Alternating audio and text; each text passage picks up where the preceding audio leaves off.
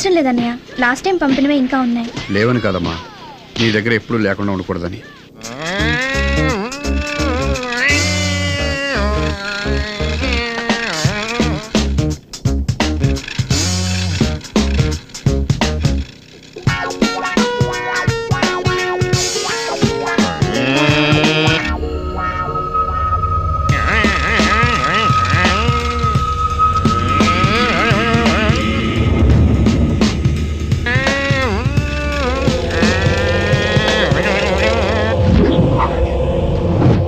గుండు సార్, ఈ కొత్త ఏసీపీ గడు మెంట్లో ఉన్నాడవయ్యా. రేప్ చేసినోడిని కోర్టుకి తీసుకెళ్ళమనుకుంటా ఇక్కడికి తీసుకురమ్మంటాడేంటి? అంటే మీకు కూడా అర్థం కాలేదన్నమాట.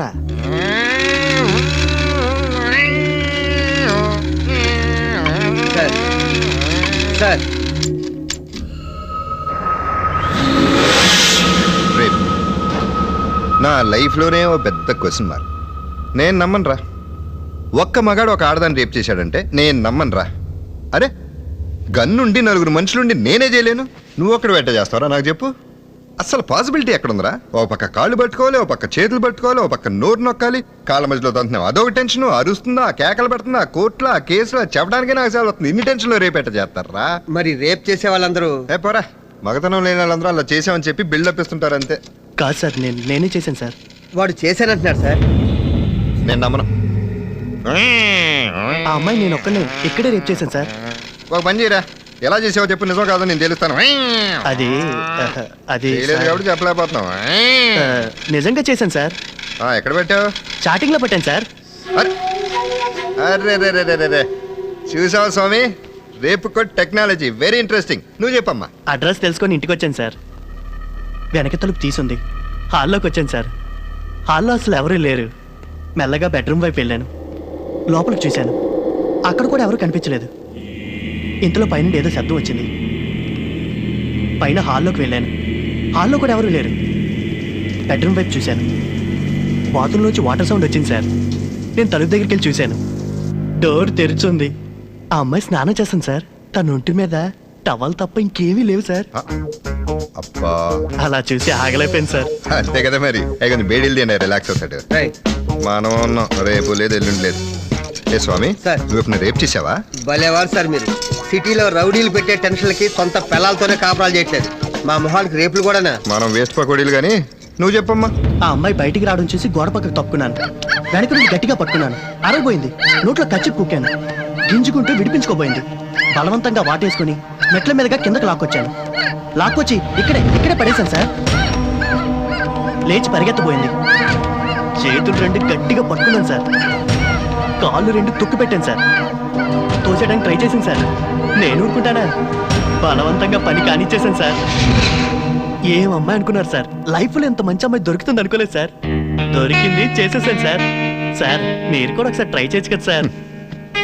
అమ్మాయిని అంత ఎంజాయ్ చేసావు కదరా, మర్డర్ చేయకుండా ఉంటే మళ్ళీ వాడే పని కదా. మీరు భలేవారు సార్.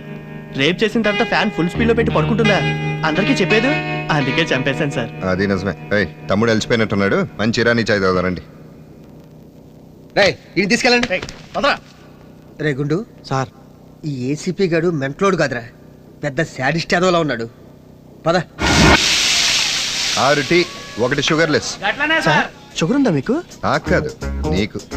ముందు నీకు షుగర్ వస్తే ఆ లైఫ్ ఎంజాయ్ చేయలేవు కదా, అందుకు. Thanks sir. ఇంకే ఇదొకటి. సార్ వాడు భయపడుతున్నాడు. ఎందుకు తమ్ముడు? ఇదిగో టీ తాగు, షుగర్లెస్.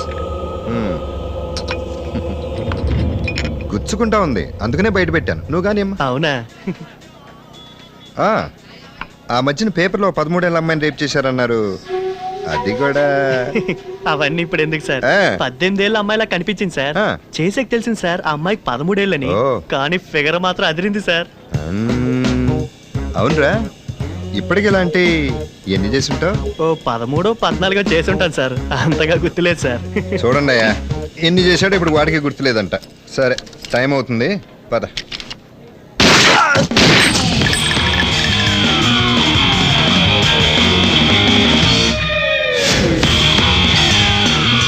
రాసేమంటారా? చంపింది ఎవరో ఎంక్వైరీ చేయి. Okay sir. కాఫీ చాలా బాగుంది, కానీ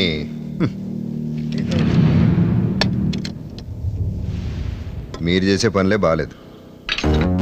కబ్జాలు, మర్డర్లు, కిడ్నాప్లు, సెటిల్మెంట్లు. సూపర్. ఐపీసీలో ఉన్న నేరాలన్నీ చేసేసారు.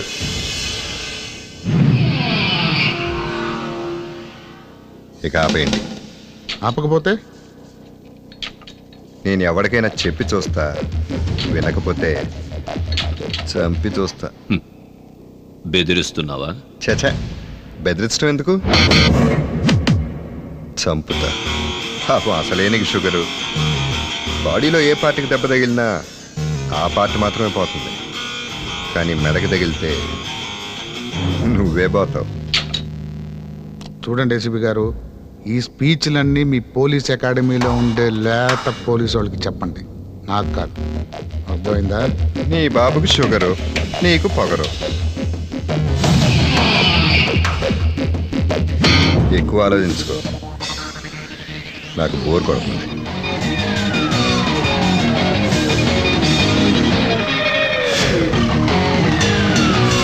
నువ్వు కొంచెం వెనక్కి కూర్చో. రైట్. కాసిం బాయ్కి రైటు లెఫ్ట్, స్కెచ్ లేటు లేపేయటం తానే మెయింటైన్ చేస్తున్నారు. ఆ నారాయణమూర్తిని భలే చంపేశారే సాక్ష్యాలు లేకుండా. నన్ను చెప్పమంటారా సార్? టైం బాగోపోతే నువ్వే చెప్తావు. ఈ పనులన్నీ మానేస్తే ఉంటారు, లేకపోతే పోతారు.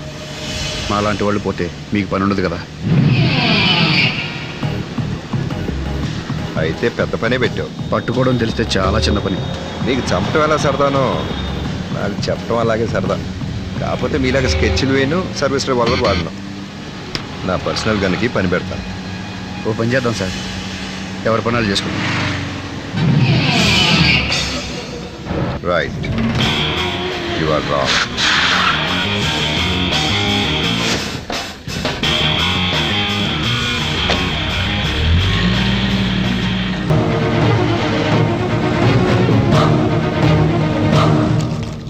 అన్నా ఏందన్నా పోరి బ్యాగ్ బిగ్ బజార్ లెక్క ఉంది. చూడరా, బ్యాగ్ అంతా రిచ్గా ఉంది, డబ్బులు ఉండకుండా ఏముంటాయి?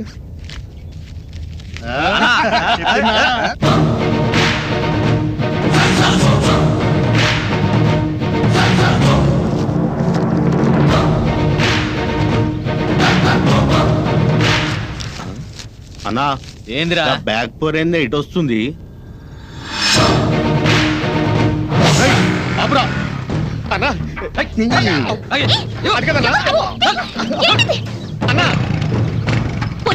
పోలీస్ స్టేషన్ పోనీ. ఏంటి పోనిచ్చేది?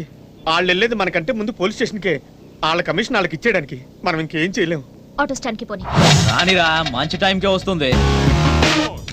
రేయ్, ఇలా రా. ఏయ్, నువ్వు రౌడీ అయితే బ్యాగ్ వదిలేస్తాననుకున్నావా? ఇవ్వో.